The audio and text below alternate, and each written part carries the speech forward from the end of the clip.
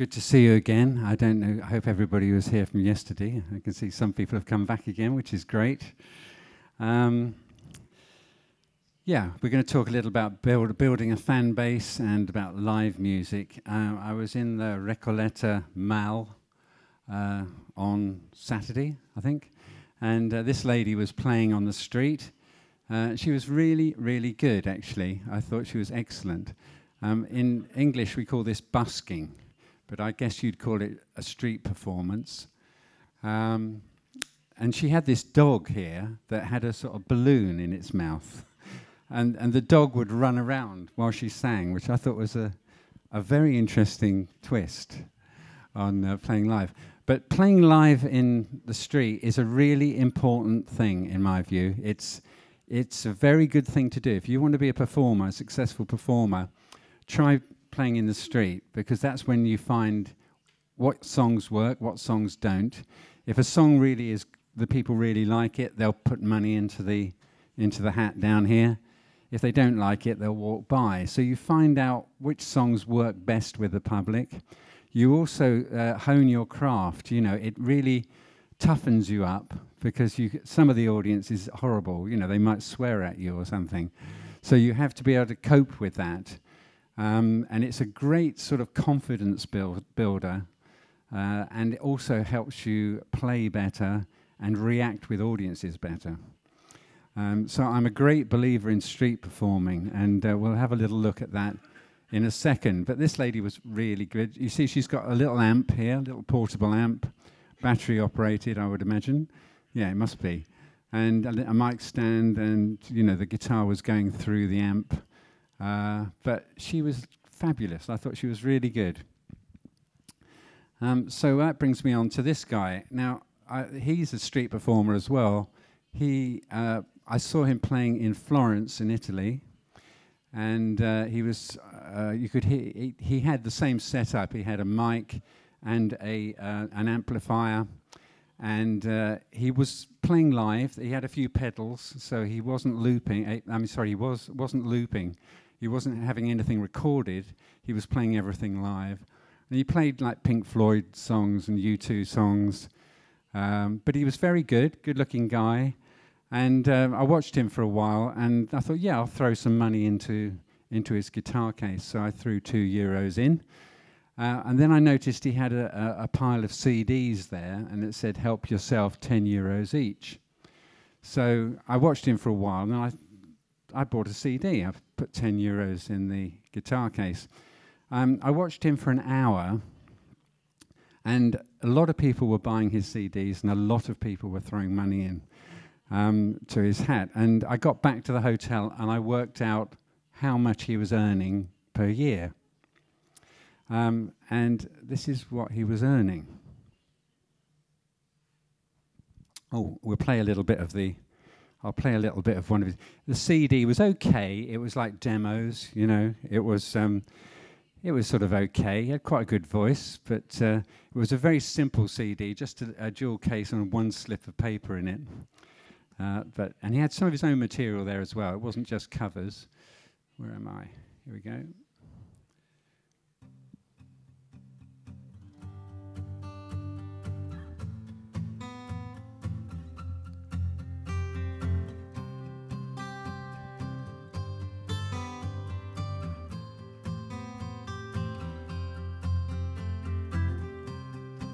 See the stone set in your eyes. See the thorn twist on your side while I'm waiting for you.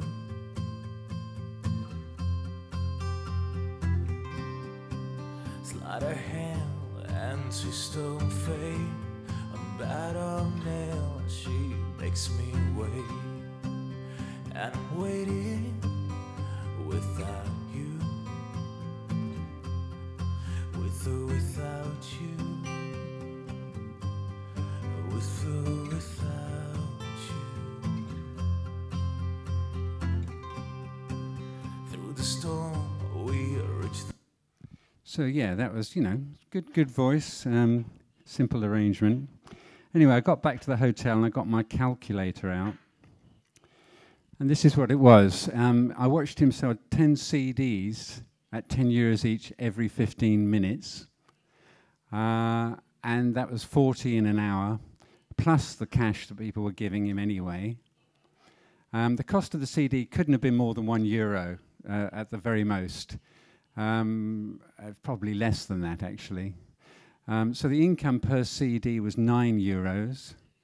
That means he was earning €360 an hour.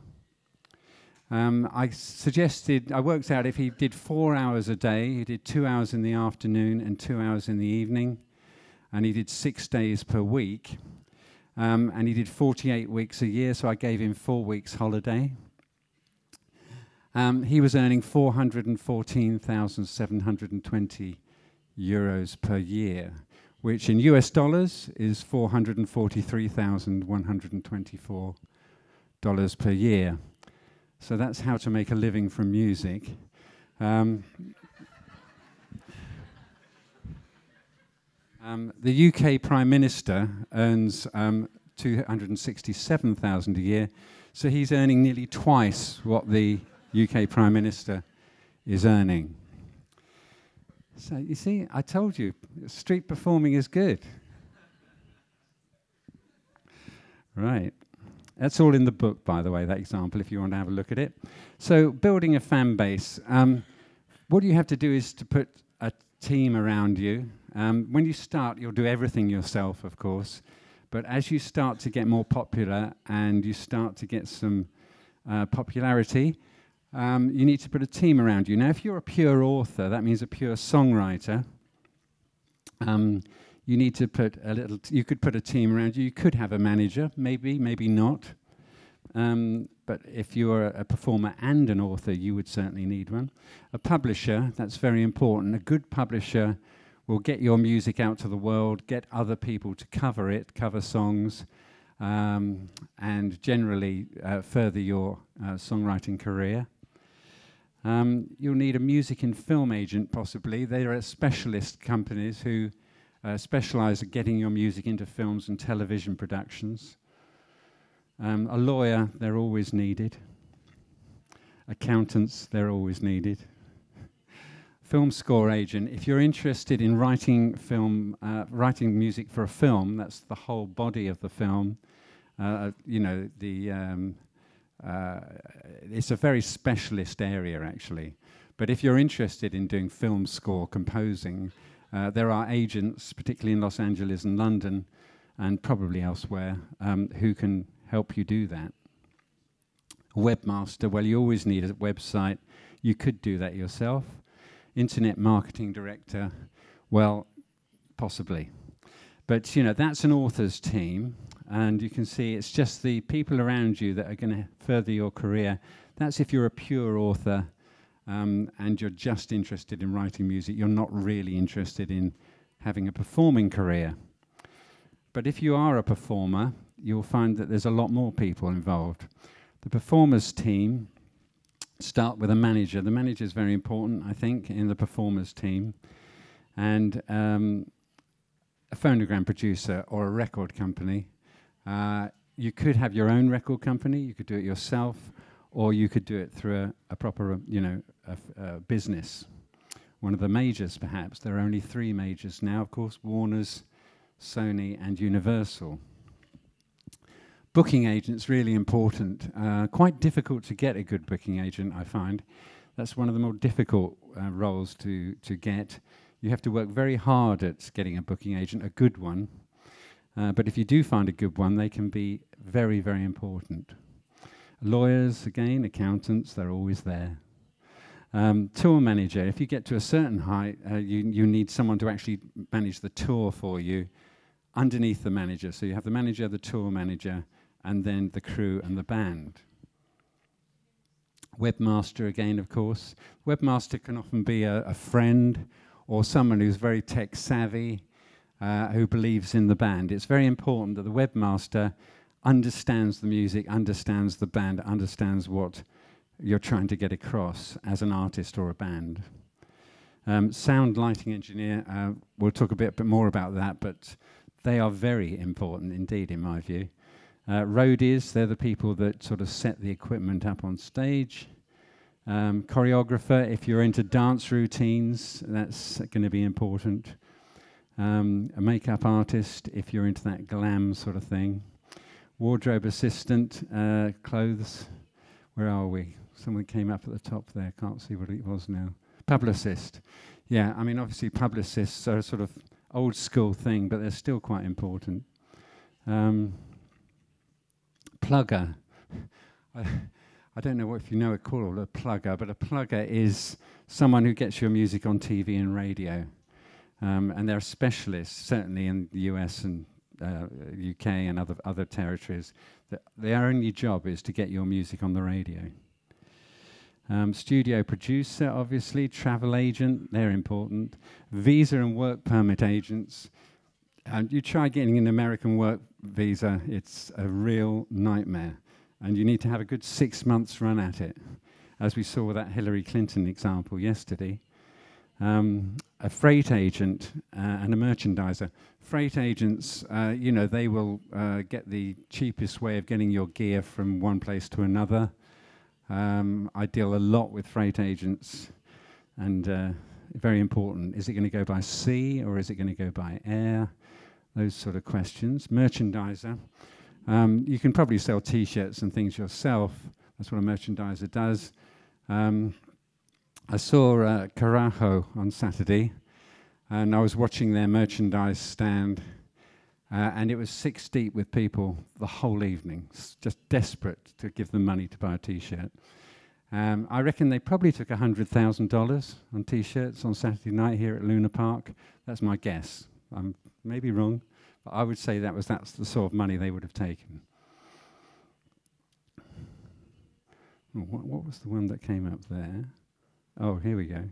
Yeah, graphic designer, yeah, it's important to get that. Internet marketing director. Aggregator. An aggregator is a company that will get your music on digital stores all over the world. There are about 150 digital stores, including obviously iTunes, Spotify, Deezer, CD Baby, those sort of companies. If you go to an aggregator, there'll be somebody like The Orchard or Believe. They are aggregators, and they will get your music on all those digital services and then pay you what money comes in, less a percentage that they keep for themselves. So if you're doing it yourself, it's very, very important to get an aggregator on board. And again, in the book, you'll see information about that. You'll get the book later on, I think, actually. It's got all this stuff in it, so I hope it's okay. The digital section in the book is a little out of date because I wrote it 2 years ago. So, you know, you can write something today and next week it'll be a little bit out of date because it's changing so quickly in the digital ecosystem. But just bear in mind on the digital section that, you know, things are moving on. I do say that in the book. I'd say, look, inevitably, what we're saying here is going to get a little bit dated. But it's still, a lot of it is true, and a lot of approaches in it are true. So this is how you create build a database, build a fan base. At gigs, always have paper forms or an iPad, people walking around the audience, getting email addresses. Email addresses are the most valuable thing you can have as an artist. They're by far the most valuable thing. There was a survey done, they said if you can have 1,000 fans, real fans, and you have 1,000 email addresses, you can live off those people for the rest of your life, if you look after them. If they're genuine fans, and you look after them, and you've got 1,000 email addresses, you can live off them for the rest of your life. So that's something to bear in mind. Facebook's important, Twitter's important, Instagram, Snapchat, all important, but email addresses are gold. Because people don't change email addresses. They tend to keep email addresses for a long time. So once you've got the email address, you have a contact there. That said, you need to have an unsubscribe button that's easy to use. You don't want people to struggle to unsubscribe. It's always got to be there, that unsubscribe button, so that you're not sort of trapping anybody. It's very, very important to have that philosophy, right, about email. But the number of gigs I go to, and I never see anybody with an iPad or even just a pad of paper asking people to write down email addresses. That's not a good idea, paper, actually, because, as you know, people's handwriting is very, very bad these days. And I don't know if that's true in Argentina, actually. It's certainly true in the UK. So it's much better if they type it in on an iPad, then you know it's going to be pretty much correct. The number of times I've tried to understand email addresses that people have handwritten is very frustrating. You need to build a website. It's obviously very important to build a website. There's a lot of companies you can get free templates. WordPress is probably the most common one used. You can just download a WordPress template and build your own website. Anybody can do it. It just takes a bit of time and a bit of... if you've got someone who can help you who's done it before, obviously that's better. But you can work it out yourself. You can create your own website with not too much problem, and it won't cost you anything, okay? You'll need to host it, but there's some incredibly cheap hosting companies like Fat Cow and people like that out there that will give you a free domain name and just a very small amount per month, a few dollars a month to host it. So I think in the book, again, there's some examples of companies that will do that. You don't want to go to one of the expensive companies. You want to have one of the cheap and easy to use companies like Fat Cow, those sort of people. And then, so just for a few dollars a month, you can have a website up and running, you can have a domain name. If you're going to have a domain name, I always try and get .com. You could get the Argentinian Enfix, but I'm not quite sure what that is, but you do, I'm sure. So you could do that so that people know you come from Argentina, but if it's .com, it's international. So I always think .com is a more professional sort of ending to have. If possible. A bit more expensive sometimes, .com domain names. You need a Facebook page, obviously, an Facebook artist page. Talk a bit more about that in a minute. You need a Twitter account. You need to open a YouTube channel. The great thing about all this is it doesn't cost anything, right? It just takes time. You've got to put effort into it and time and get your head around it. There's videos on YouTube about how to use Twitter and all that sort of thing. You just have to keep going and just teach yourself. Instagram and Snapchat. When I was preparing for this workshop, I asked if I could speak to a teenager. And Sandra arranged for me to talk to this teenager in Buenos Aires. And I said, well, what are you on? What do you use? And she said, I use Instagram and I use Snapchat. So I said, do you use Facebook? She said, no, never. Do you use Twitter? No, never. She said, parents use those things. Parents use Facebook and Twitter, so we definitely don't want to use them. We don't want my mum seeing what I'm getting up to, you know. Yeah, it's interesting. So if you're selling to the teenage market or you're making music for the teenage market, you have to be with Snapchat, because otherwise that's where they live. That's where young people live. As simple as that. So you give stuff away. So yeah, on the website you should have a sign-up form, and you say, give me your email address and we'll send you an unreleased track, an MP3, which you can't get anywhere else. That's the traditional way of doing it. So people aren't just going to put their email address, and they might do if they want to. They really like you and they want to follow you and they want to support you. They might voluntarily put their email address in.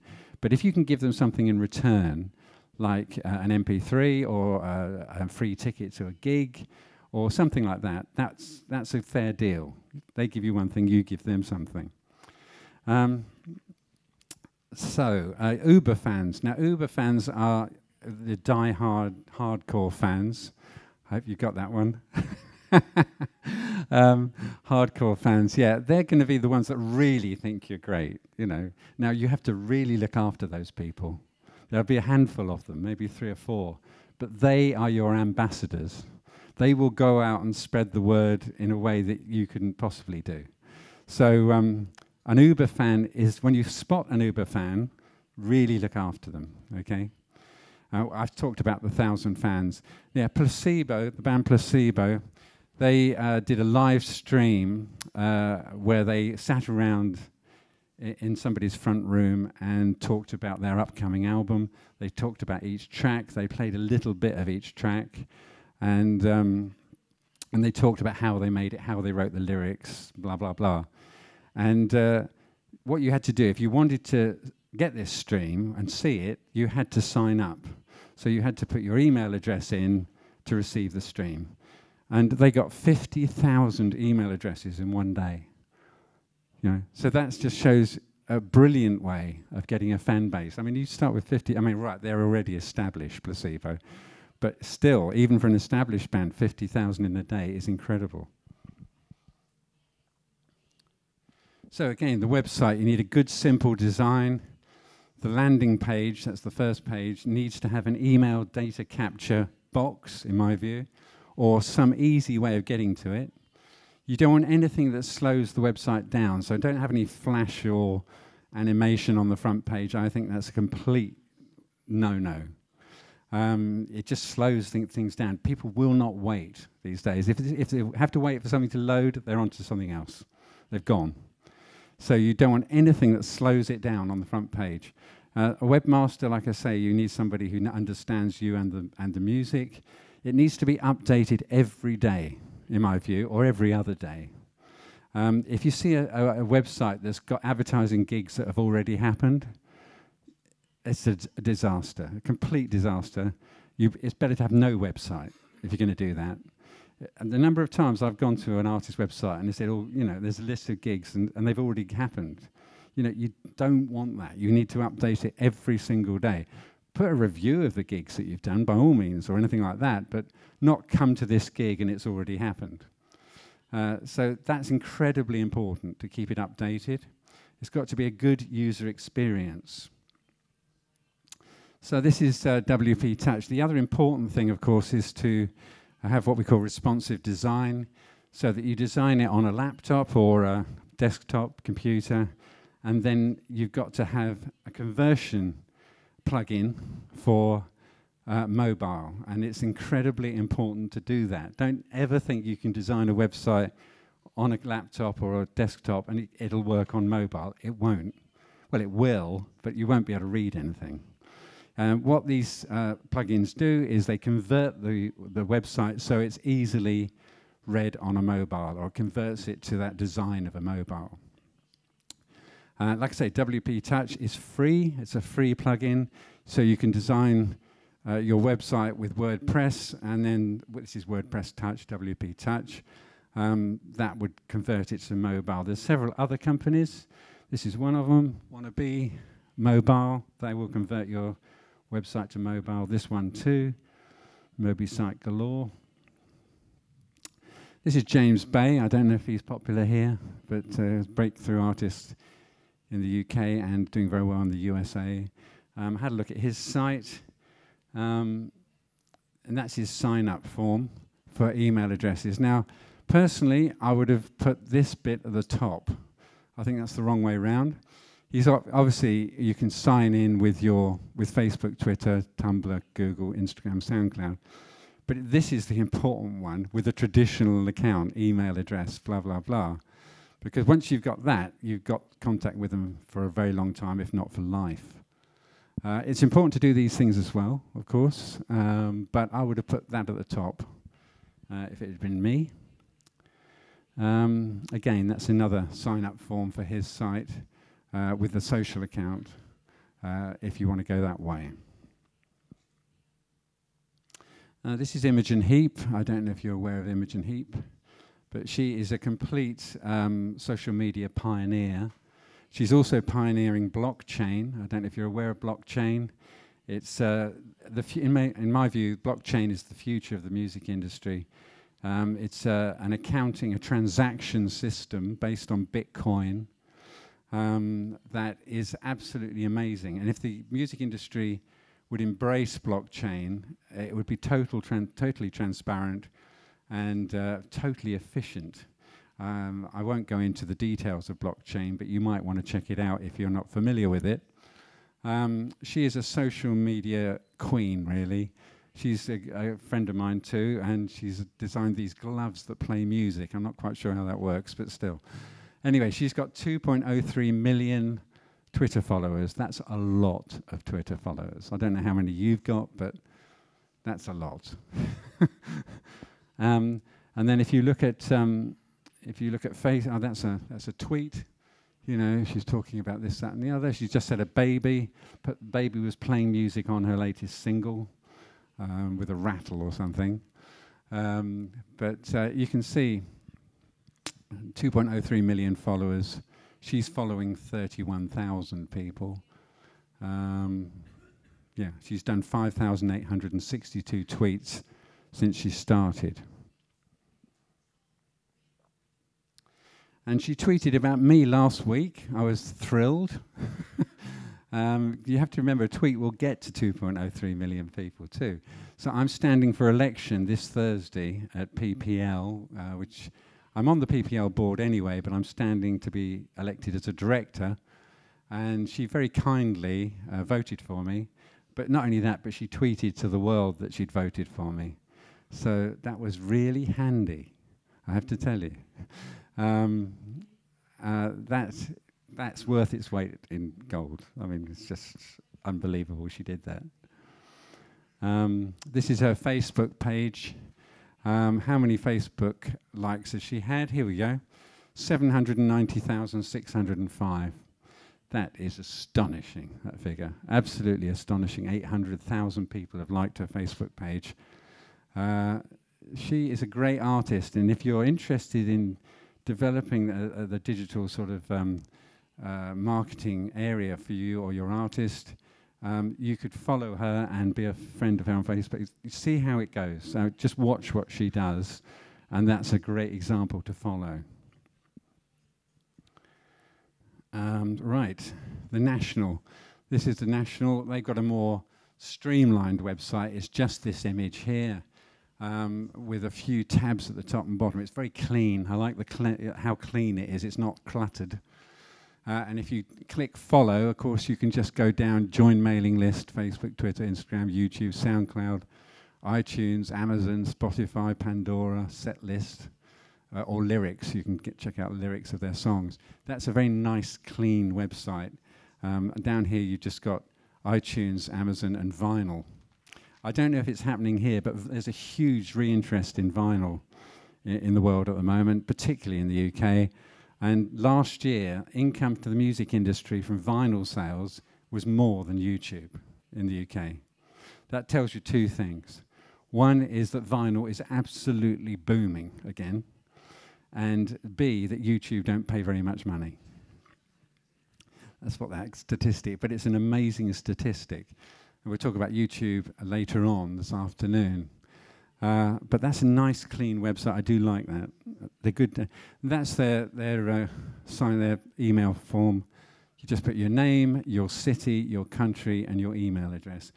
That's really useful because, as I said before, if you're doing a gig in Buenos Aires, you don't need to tell people in New York, particularly, unless they're mad fans, in which they'll fly down. But you need to just don't bother fans in other parts of the world that wouldn't be interested in that or wouldn't be able to get to the gig. Just email the people in Buenos Aires. And if you get the country, you can do that. And the city is even better. So those are the four things you really want to know. Name, city, country, and email address. So, so never force people. Don't say, buy my music. You know, you do a call to action.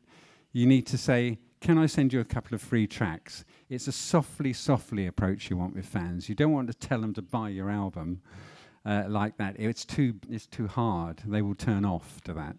So you need to be friendly. Say, can I send you a couple of tracks? And then maybe you'd like to check out the album. It's very much that sort of friendly approach. Now we get on to live and rehearsals.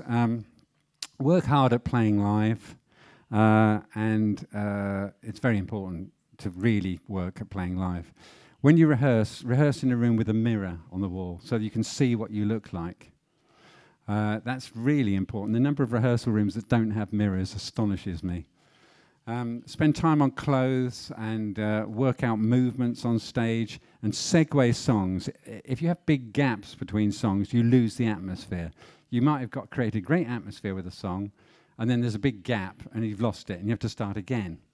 The best people that ever were good at doing this was the Ramones, who would play 20 songs in 50 minutes. And they just go bang, bang, bang, 2.5-minute songs, one after the other, straight into each other. And by the end of it, you just had to, lie down for half an hour. That's the Ramones. I put them on several times. That's the Ramones at my place in Aylesbury in full flight. Sound, very important. Sound and lights at gigs. I can't tell you how important it is, right?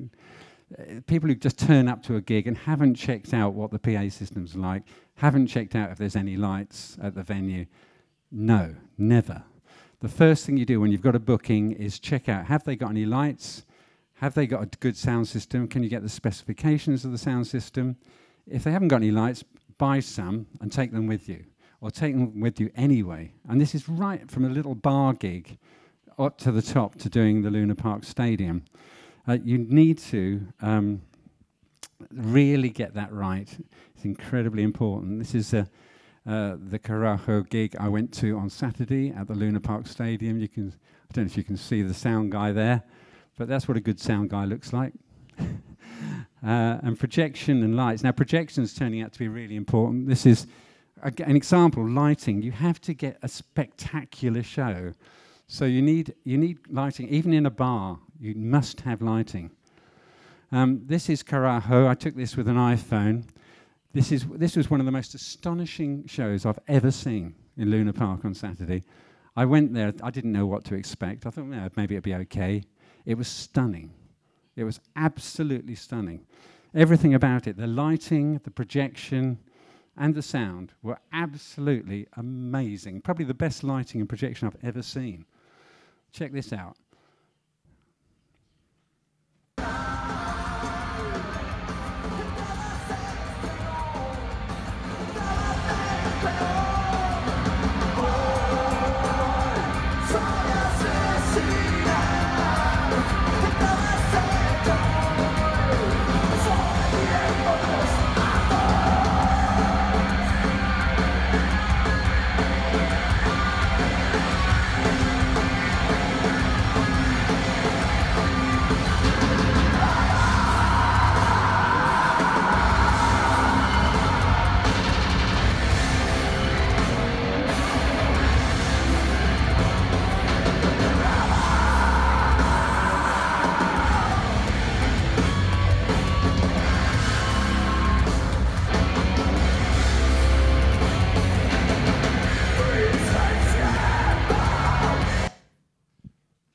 Absolutely amazing. I don't know if I came over to where you were, but I was absolutely, the lighting engineer, the designer, I'd really like to meet him. I mean, it was incredible. 8,000 people going absolutely mad. So have a very quick look at crowdfunding. I used to manage a band called Marillion, who I think have played here, I think not too long ago.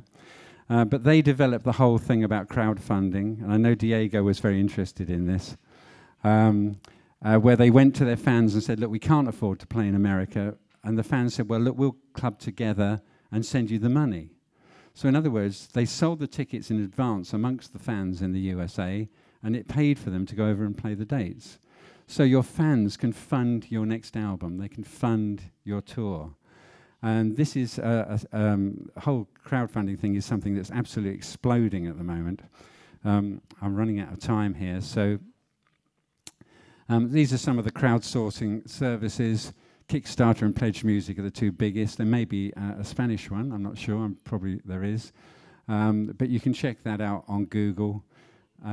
Kickstarter charge 5%, which is quite reasonable. They also charge you the credit card charges, so it can go up to 7, 8, or 9%. Amanda Palmer very famously asked for $100,000 on Kickstarter, and 24,883 fans responded, and she actually had $1.2 million in. Now, if you get more than your goal, you keep it, okay? That's it. But everybody gets something for it. So every pledge, you get a T-shirt or you get something. But after that, you can keep the money. So that set her career up. I mean, she was astonished. The world was astonished about that. So this is the sort of things that people give. If you do $18, you get whatever that is. No, whatever. You get a cup if you do $52. If you're... this lady will rearrange your own song that you wrote for $800. She'll record it, you know, and arrange it for you. And you get a CD. These are the sort of rewards that you need to do on Kickstarter, and check it out. Yeah, that's Steve Rothery. That's another one there. Yeah, I'm doing one at the moment on. I'm trying to create a David Bowie statue in my town because we had a very big connection with David Bowie. I'm in the middle of it. I've got 14 days left to get £100,000. I'm not sure I'm going to achieve it, but we're going to have a go. This is on my local paper, and when he died last January, this was the front page. And this is where I am with my campaign at the moment. Actually, this was just now. I just put this on this morning. 13 days to go. I've managed to get £43,398 from 373 backers. I need to get to £100,000 in 13 days. We've just had Adele's record company come in for £6,000, which is very, very kind of them, since they had nothing to do with David Bowie. But obviously with Adele, they've got a lot of money. So they very kindly came in, but I've got to get 10 more businesses to cough up £6,000 in the next 13 days, and I'm hoping I will achieve that. But you can check it out, you know, how I'm doing over the next 13 days. If you just go into Kickstarter, put Bowie in, it'll come up as the #1 thing, and you can see whether I make it. So watch it over the next 13 days, and you'll see whether I reach the target or not. Right, okay, so that's it, actually. Thank you very much indeed. I've got 2 more presentations this afternoon. We got one on film, getting film music in film and TV productions, and one on the internet, which is I could do days and days on the internet. But anyway, we'll try and get it into 40 minutes. So thank you very much indeed. Thank you.